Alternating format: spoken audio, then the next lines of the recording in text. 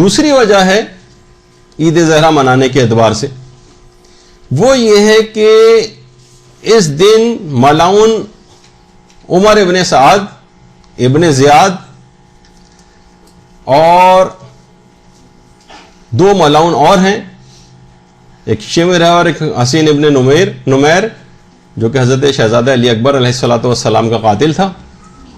شہزادے کے نام پہ درود بھیجیے نا.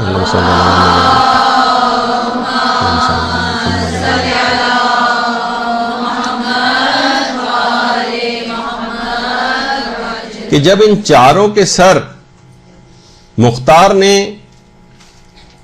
امام سجاد کے پاس بھجوائے تو امام اس پر بہت خوش ہوئے اور خاندان اہل بیت کو سوگ اٹھانے کا بھی حکم دیا. اسی وجہ سے علماء کی ایک بہت بڑی تعداد اس دن کو خوشی کے دن کے طور پر منانے کی تاکید کرتی ہے.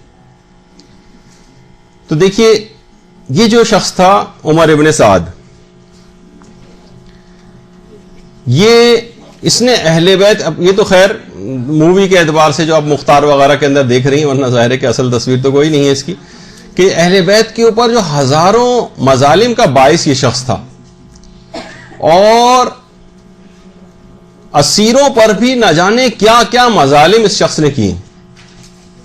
اور اس نے وہی تھا کہ جس نے کہا تھا لوگوں گواہ رہنا کہ خیموں کے اوپر سب سے پہلا تیر میں نے چلایا ہے. اور سب سے زیادہ زہرا کے گھرانے کو اس ملعون کے جہنم واصل ہونے کی خبر میں بے انتہا خوشی محسوس ہوئی تھی، اور اسی مناسبت سے اس کو عید زہرا بھی کہا گیا ہے.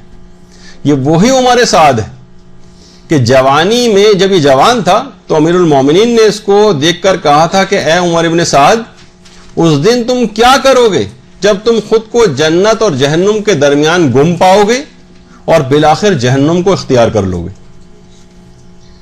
اور سن 60 ہجری میں ہی امیر المومنین کی جو پیشگوئی تھی یہ پوری ہو گئی.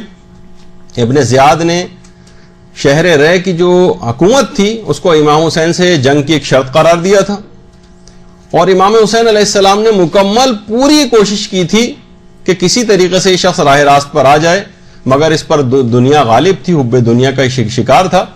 بہرحال امام نے اتمام حجت اس کے اوپر کی، اور جب یہ کسی صورت میں قائل نہیں ہوا تو امام نے پھر اس کے متعلق یہ بات کہی کہ تجھے موت بستر پر ہی دبوچ لے گی، اور خدا بھی تجھ کو قیامت کے دن معاف نہیں کرے گا.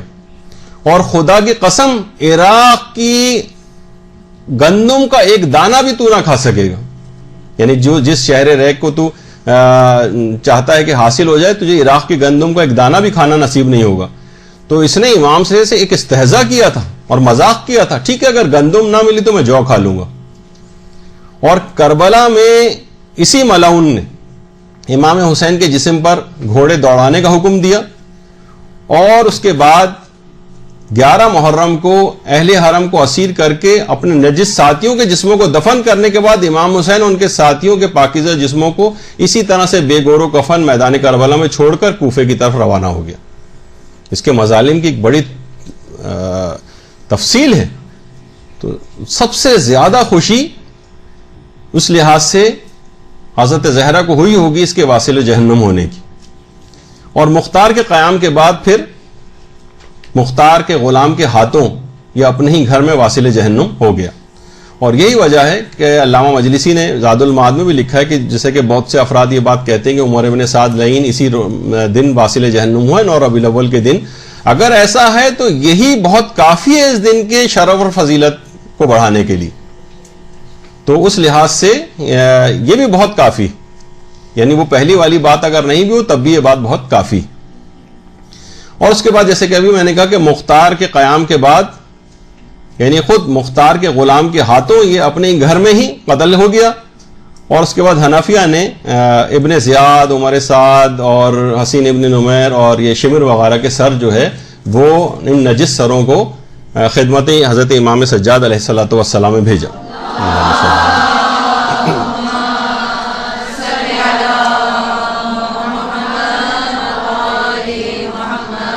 اچھا، جب یہ سر پہنچے تو امام اس وقت مکے میں تھے.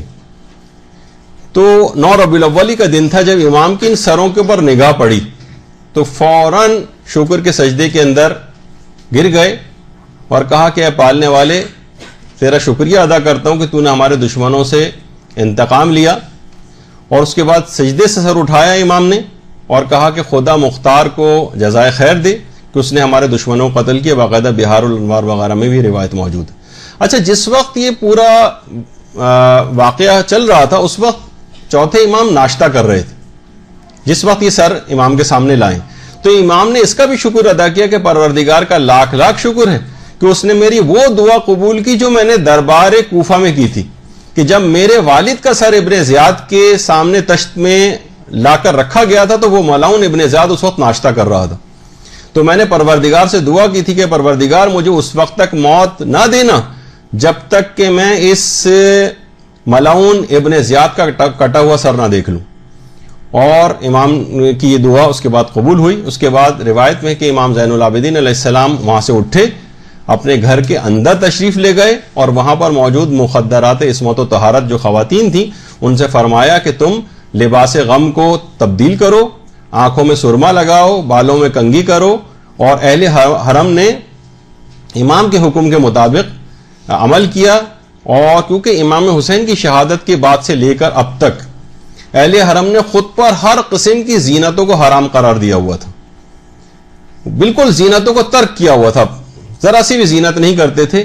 اور اس دن کی وجہ سے کہ امام نے باقاعدہ اس دن کو خوشی منانے کا اور لباس غم اتارنے کا حکم دیا، تو اسی وجہ سے علماء نے اس دن کو عید زہرا اور ایک خوشی کا دن جو ہے وہ قرار دیا. درود بھیجیے محمد علیہ.